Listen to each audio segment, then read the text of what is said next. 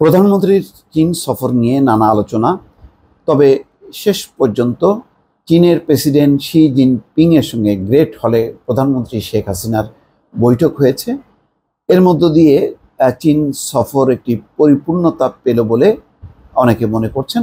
অন্তত সরকারি নীতি নির্ধারকরা বলতে পারবেন যে চীনের সব পক্ষের সঙ্গে প্রধানমন্ত্রীর ক্ষমতা না থাকলেও চীনের তার সাথেও বৈঠক হয়েছে এবং তার উপস্থিতিতেই সমঝোতা বা চুক্তি বা ঘোষণায় স্বাক্ষর হয়েছে।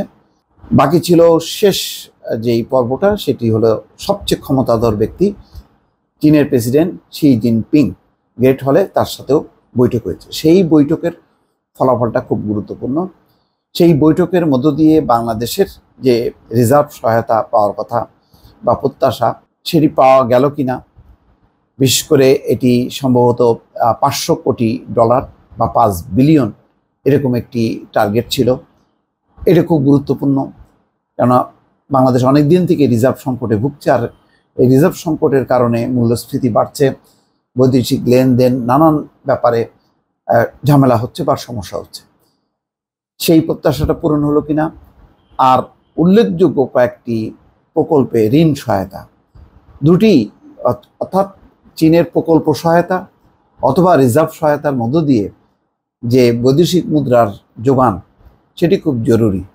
এবং সেই কারণেই ওবায়দুল কাদের বলছিলেন যে চীন আমাদের অর্থনৈতিক বন্ধু আর ভারত হচ্ছে রাজনৈতিক বন্ধু। এখন অর্থনৈতিক বন্ধু সেই রিজার্ভ সহায়তা বা প্রকল্প যেই ঋণ সহায়তা সেটি দিচ্ছে কিনা, সেটি কিন্তু এখনো পরিষ্কার না। যে কয়েকটি সমঝোতা হয়েছে এটা খুবই এর মধ্যে টাকা পয়সার ইনভলভমেন্টটা পরিষ্কার না।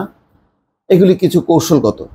আর সবচেয়ে বড় কথা হলো যে চীন অর্থনৈতিক এবং নিরাপত্তা সংক্রান্ত তার যেই কৌশল আছে, সেই কৌশলের মধ্যে বাংলাদেশ অন্তর্ভুক্ত হবে কিনা। নিরাপত্তা বিষয়ক তো সেটি হওয়ার দিক থেকে বাংলাদেশ পিছিয়ে এসছে অথবা সাড়া দেয়নি। এখন আছে অর্থনৈতিক কৌশল, সেটি নিয়েও যথেষ্ট সংশয় আছে। কেননা বাংলাদেশকে প্রতি মুহূর্তে চিন্তা করতে হচ্ছে যে ভারত কি রিয়্যাক্ট করে, অর্থাৎ ভারতকে হাতে রেখেই যা করার করতে হবে। যে কারণে একটি কথা এসছে যে প্রধানমন্ত্রী যে চীন সফর যাচ্ছেন তাতে ভারত অখুশি না বা তাদের সম্মতি আছে, এমন একটা কথা পররাষ্ট্র মন্ত্রণালয় থেকে শোনা গেছে, যদিও অবশ্য সেটি আর সামনে আসেনি। কিন্তু এটা যারা কূটনীতি এবং রাজনীতি নিয়ে বিশ্লেষণ করেন, গবেষণা করেন, তারা জানেন যে প্রধানমন্ত্রীর পক্ষে ভারতকে নাখোশ করে যেমন এগোনো সম্ভব না, আবার চীন থেকে মুখ ফেরানোও সম্ভব না। কেননা এখন এই মুহূর্তের যে সবচেয়ে বড় সংকটটা হচ্ছে অর্থনৈতিক সংকট। সেই সংকট সমাধান একমাত্র করতে পারে চীন। এটি ভারত, মার্কিন যুক্তরাষ্ট্র বা অন্য কোনো দেশ নেই, একমাত্র চীনই সেই ক্ষেত্রে সহায়তা দিতে পারে। ফলে চীনের চাওয়া আর বাংলাদেশের চাওয়া এটি যদি এক জায়গায় না হয়, তাহলে কিন্তু পুরো সফরের কোনো আউটকাম বলে কিছু থাকবে না, অর্থাৎ ফলাফল থাকবে না। অর্থাৎ বাংলাদেশের যে উদ্দেশ্যটা, যে সংকটটা, সেই সংকট থেকে কিন্তু বাংলাদেশ মুক্ত হবে না। ফলে বলাই যাবে যে এই সফর খুব একটা কাজে আসেনি।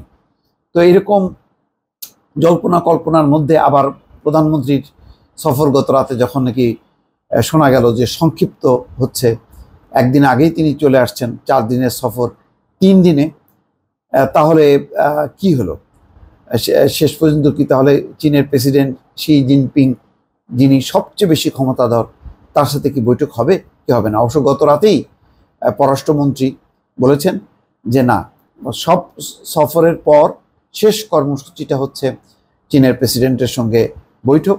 সেই বৈঠকটি হওয়ার মধ্য দিয়ে চীন সফর শেষ হবে প্রধানমন্ত্রী, এবং তিনি আর কাল বিলম্ব না করে তিনি বিকেলেই রওনা হবেন, যাতে রাতের মধ্যেই তিনি পৌঁছাতে পারেন, অর্থাৎ আজ রাতের মধ্যেই তিনি পৌঁছাবেন। তো শেষ এখন যেই ব্রেকিং খবর দেখা যাচ্ছে বা আপডেট খবর দেখা যাচ্ছে বিভিন্ন মিডিয়ার স্ক্রলে, তাতে দেখা যাচ্ছে গ্রেট হলে, চীনের গ্রেট হলে প্রেসিডেন্ট শি জিনপিংয়ের সঙ্গে প্রধানমন্ত্রীর বৈঠক হয়েছে। কিন্তু সেই বৈঠকের এখন আউটকামটা কি বা ঘোষণাটা কি, ফলাফলটা কি, সেটার জন্য অপেক্ষা করতে হবে।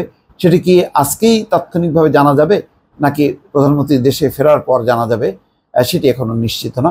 নিশ্চয়ই সেটি জানার পর বোঝা যাবে যে প্রধানমন্ত্রীর এই সফরটি কতখানি সফল হয়েছে। দর্শক, ভালো থাকবেন। আল্লাহ হাফেজ।